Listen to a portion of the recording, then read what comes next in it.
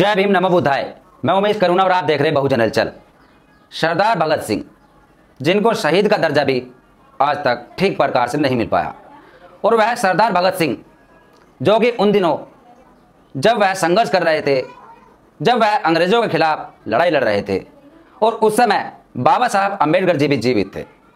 भगत सिंह से जुड़ी हुई एक खबर हमारे सामने आई, एक लेख हमारे सामने आया जो कि काफ़ी झकझोर देने वाला लेख है।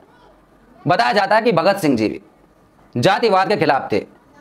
भगत सिंह के समय भी भारत के अंदर एक तरफ तो गोरों से युद्ध चल रहा था और दूसरी तरफ काले अंग्रेजों से लड़ाई थी, जिसको बाबा साहब अम्बेडकर जी लड़ रहे थे। वह लड़ाई थी जातिवाद की, छुआछात की, और उस लड़ाई के खिलाफ भगत सिंह का क्या कहना था, हम आपके सामने वह लेख लेकर आए हैं। एक बार भगत सिंह कहीं जा रहे थे रेलगाड़ी से, और एक स्टेशन पर गाड़ी रुकी। गाड़ी को बहुत देर रुकना था, तो भगत सिंह पानी पीने के लिए नीचे उतरे। पास ही एक कुएं के पास गए और पानी पिया। तभी उनकी नज़र कुछ दूरी पर खड़े एक शख्स पर पड़ी जो धूप में नंगे बदन खड़ा था और बहुत भारी वजन उसके कंधों पर रखा था। तरसती हुई आंखों से पानी की ओर देख रहा था। मन में सोच रहा था, मुझको थोड़ा पानी पीने को मिल जाए तो मुझे कुछ आराम मिल जाए। भगत सिंह उसके पास गए और पूछने लगे, आप कौन हो और इतना भारी वजन को धूप में क्यों उठाए हो?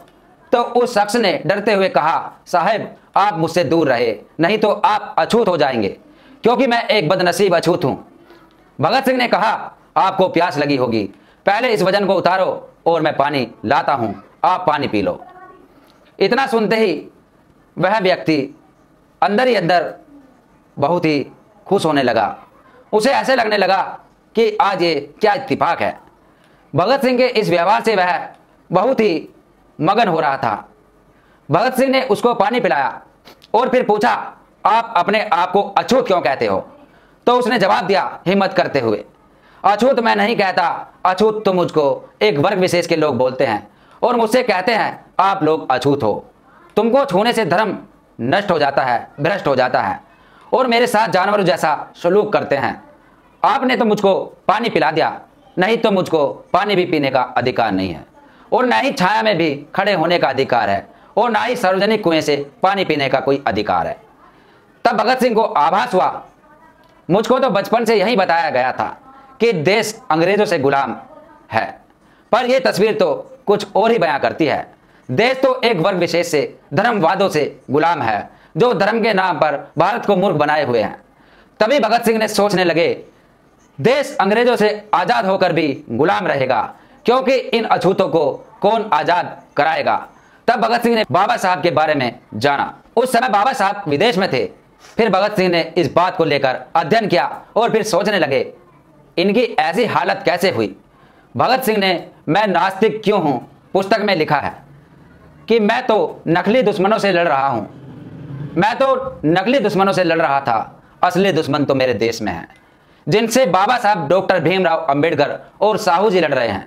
अगर मैं जेल से छूटा तो आजीवन बाबा साहब के साथ रहते हुए इन अछूत अस्पृश्य भारतीयों की आज़ादी के लिए लड़ूंगा। ये बात कुछ षड्यंत्रकारी लोगों को पता चल गई। बस दुश्मनों ने सोचा कि कहीं इसकी वाकई सोच और विचारधारा अंबेडकर से मिल गई तो बहुत गड़बड़ी हो जाएगी। ये बात भगत सिंह शायद कहते और न अपनी जेल डायरी में लिखते तो शायद फांसी ना होती।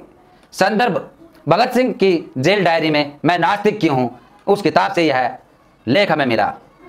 और कहते हैं लोग कि जाति जो कि कभी नहीं जाती, और आज भारत के अंदर क्रांतिकारी वीर सपूत नौजवान बहुत लोग लगे हुए हैं इस जाति को मिटाने के लिए। यूनिवर्सिटियों में भी आवाज़ उठाई जाती है, लेकिन जहाँ से आवाज़ उठाई जाती है उस चीज़ की जड़ काट दी जाती है। आज जेएनयू हो या और अदर यूनिवर्सिटी हो, अलीगढ़ यूनिवर्सिटी की बात करें यदि हम, नाम बदले जा रहे हैं, नामों के बदली करने में लगी हुई है सरकारें, लेकिन वह इस जातिवाद के खिलाफ कोई भी कदम नहीं उठाती कि जातिवाद समाप्त हो जाए। और यह जातिवाद केवल सरदार भगत सिंह ने ही नहीं महसूस किया, उनके अलावा भी उस समय के जो शूद्र थे, जो पिछड़े थे, अति पिछड़े थे, उन्होंने भी महसूस किया, जिनमें से ज्योतिबा फूले, माता सावित्रीबाई फूले और साहू जी महाराज, सैकड़ों ऐसे पिछड़े महापुरुष हुए जिन्होंने इसको महसूस किया। लेकिन आज के समय में वह अपने आप को आज़ाद महसूस करते हैं, अपने आप को गौरवशाली हिंदू समझते हैं। लेकिन वह यदि जड़ तक जाए तो उनको पता चलेगा, उनको आभास होगा कि असल में ये जातिवाद है क्या। एक विशेष वर्ग ने जिस पर अपना कब्जा जमाया हुआ है, मंदिरों के पुजारी हो, पंडित मौलवी हो, सभी पर एक जाति विशेष का कब्जा है। तब पता चलेगा कि ये जातिवाद असल में है क्या। आरक्षण की लड़ाई लड़ने वाले, आरक्षण को खत्म करने वाले आरक्षण विरोधी लोगों को तब पता चलेगा कि असल में ये है क्या। जब खुद पर महसूस होती है तब पता चलता है कि जातिवाद क्या होती है, आखिर दर्द क्या होता है। लेकिन जब खुद पर महसूस नहीं होती तो दूसरों को गुलाम बनाना ज़्यादा अच्छा समझते हैं, दूसरों से काम निकलवाना ज़्यादा अच्छा समझा जाता है, जो एक जाति विशेष ने ही आज तक कराया। तो आज के लिए इतना ही। हमने आपको बताया सरदार भगत सिंह से जुड़ा हुआ वह सच जो बाबा साहब अम्बेडकर जी से संबंधित है, जिसको आज तक छुपाया गया। लेकिन काश यदि भगत सिंह जेल से छूट जाते तो आज भारत की दूसरी तस्वीर होती, आज भारत कुछ और होता। वह बाबा साहब अम्बेडकर जी के साथ मिलकर इस जातिवाद के खिलाफ लड़ाई लड़ते और वह क्रांतिकारी वीर थे, योद्धा थे, एक नौजवान थे।